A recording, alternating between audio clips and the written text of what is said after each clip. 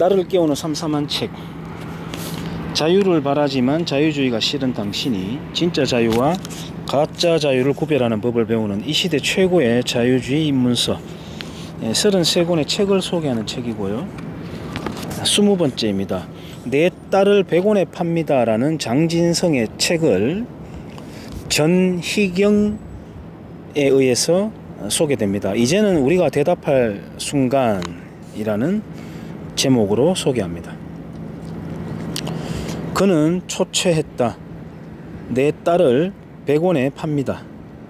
그 종이를 목에 건 채 어린 딸 옆에 세운 채 시장에 서 있던 그 여인은 그는 벙어리였다. 팔리는 딸 애와 팔고 있는 모성을 보며 사람들이 던지는 저주에도 땅바닥만 내려보던 그 여인은 그는 눈물도 없었다. 제 엄마가 죽을 병에 걸렸다고 고함치며 울음 터지며 딸애가 치마폭에 안길 때도 입술만 파르르 떨고 있던 그 여인은 그는 감사할 줄도 몰랐다. 당신 딸이 아니라 모성애를 산다며 한 군인이 100원을 쥐어주자 그 돈 들고 어디론가 뛰어가던 그 여인은 그는 어머니였다. 딸을 판 100원으로 밀가루 빵 사들고 허둥지둥 달려와 이별하는 딸의 입술에 넣어주며 용서해라 통곡하던 그 여인은 내 딸을 100원에 팝니다. 전문.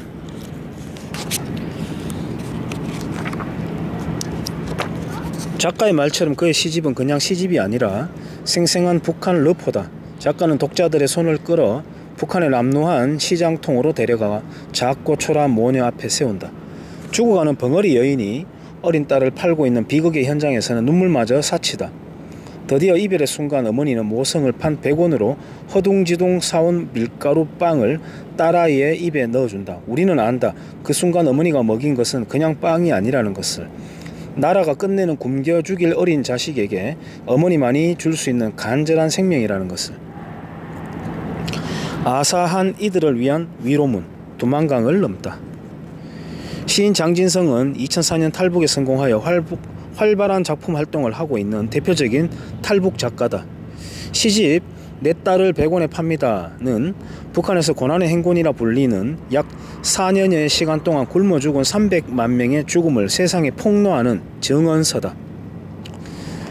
그의 시는 세계에서 가장 악랄한 세습 왕조를 떠받들고 살찌우는 데 동원되어 정작 자신들은 말라 죽어버린 가련한 영혼들을 위한 위로문이다. 북한에서 김일성 종합대학을 졸업하고 조선노동당 작가로 활약하며 김정일을 독자로 가졌던 촉망받던 시인. 그는 계속되는 아사의 행렬을 보며 더 이상 방관자로 있을 수 없다는 양심의 소리를 쫓아 2004년 두만강을 넘었다. 탈북이라는 사선을 넘으면서도 품에 안고 지켜낸 그의 글들은 운문이 갖는 함축의 미를 잃지 않으면서도 그 어떤 북한 관련 다큐멘터리보다 더욱 생생하고 사실적이다.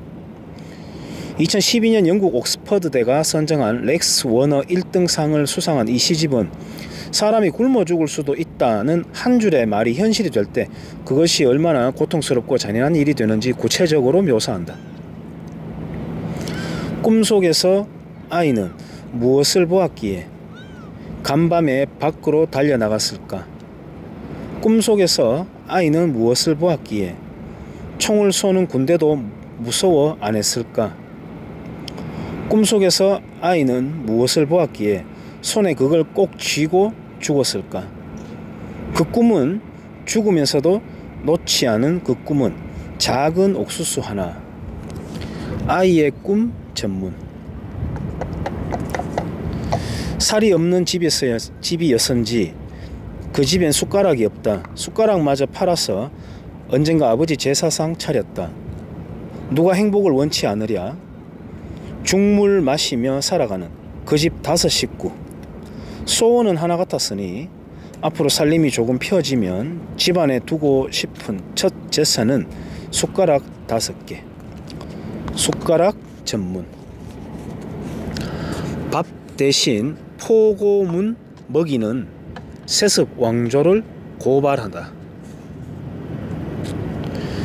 친구들과 놀이하는 꿈을 꾸기에도 바빠야 할 작은 아이, 그 어린 영혼을 몽유병 환자처럼 옥수수 하나 쫓아가게 한 사람이 누군가? 먹을 것이 없으니 더 이상 숟가락조차 필요 없어진 절망의 세상으로 몰아넣은 이는 누군가? 장진성 시인은 어린아이의 작은 배 하나 채울 길 없이 철저하게 망해버린 정권에 절망한다. 그 와중에도 자신들의 배는 불리고 체제 유지를 위한 신격화에는 아낌없이 돈을 쏟아붓는 뻔뻔한 위선에 분노한다. 그가 탈북했을 때는 김정일 정권이었으나 이제는 꼭 그만큼 살찐 김정은의 나라가 되어버린 북한을 작가는 어떤 눈으로 바라보고 있을까? 인민과 함께 굶는다며 죄기밥 먹는다는 가난한 나라의 가난한 영수여. 이 나라 밥은 누가 다 가져가서 백성도 못 먹는데 너 또한 한 줌이냐? 참말로 한 줌이면 백성의 살은 어디 가고 너의 그 비만은 어디서 생긴 살이냐? 너 즐겨 먹는다는 상어 요리들, 돈 주고 사오고도 식욕을 못 참아 납치까지 해온 외국 요리들, 그것이 네 죄기밥이냐? 봐라, 너 때문에 간부놈들 호통치지 않느냐?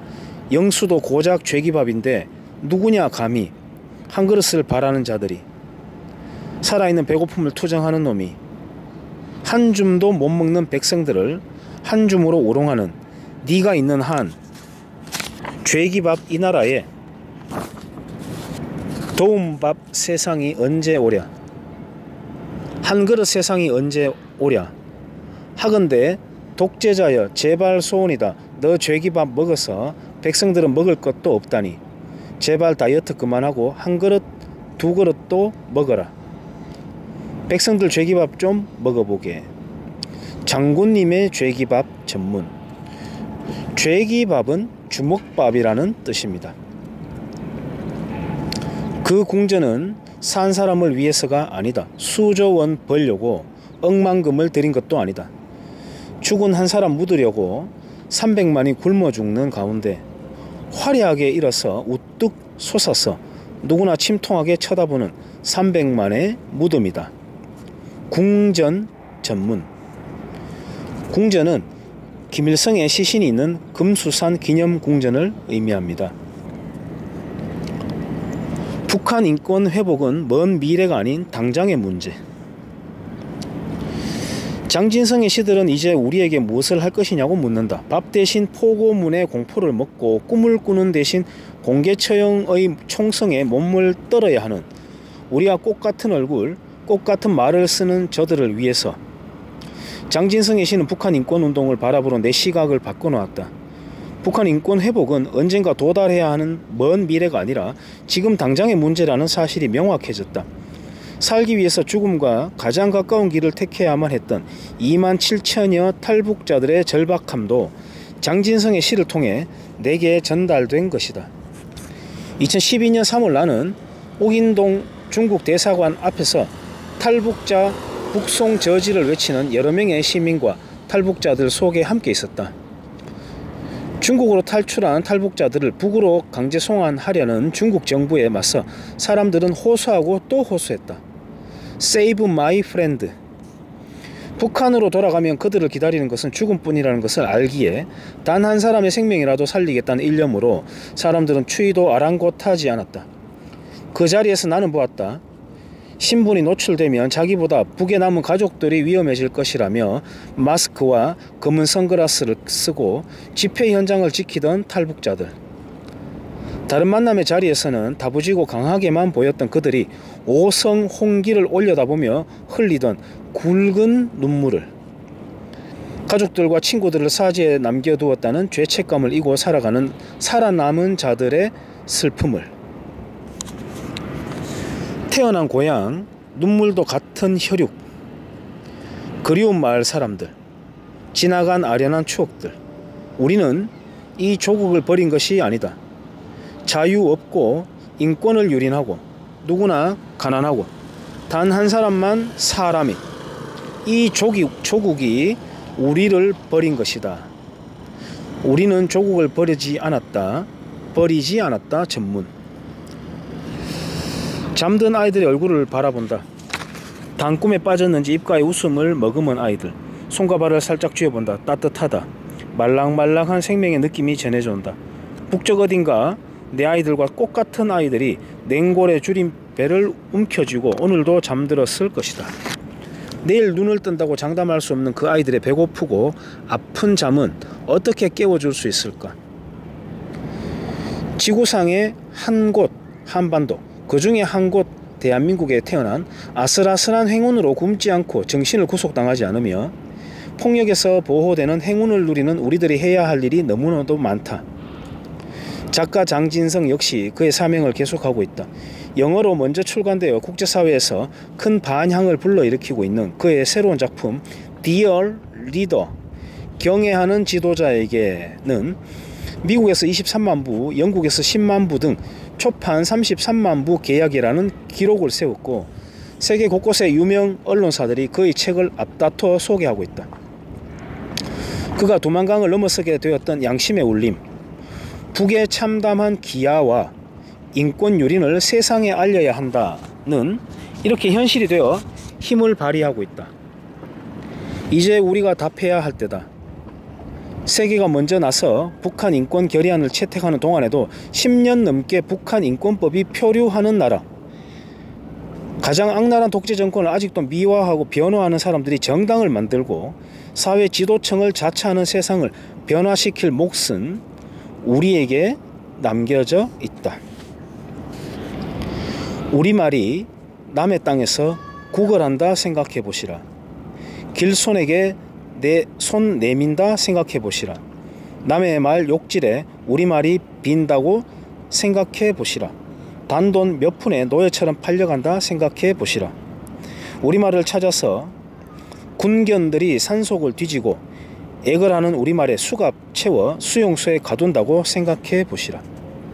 강 건너 총구 앞에 보낸다 생각해 보시라. 대한민국 대사관 같은 글자 같은 언어 앞에서도 살려달라 외치는 우리말에 남들이 달려들어 팔을 꺾어 세계가 보는 앞에서 트럭에 실어간다 생각해 보시라. 실려가는 그 아우성을 생각해 보시라. 지금도 이국 땅 만리에서 남의 말에 억눌려 방황하고 멸시받고 온갖 학대 다 당하는 그 우리말이 바로 남한 사람들이여. 당신들의 국어라고 생각해 보시라. 우리말 전문 이상입니다.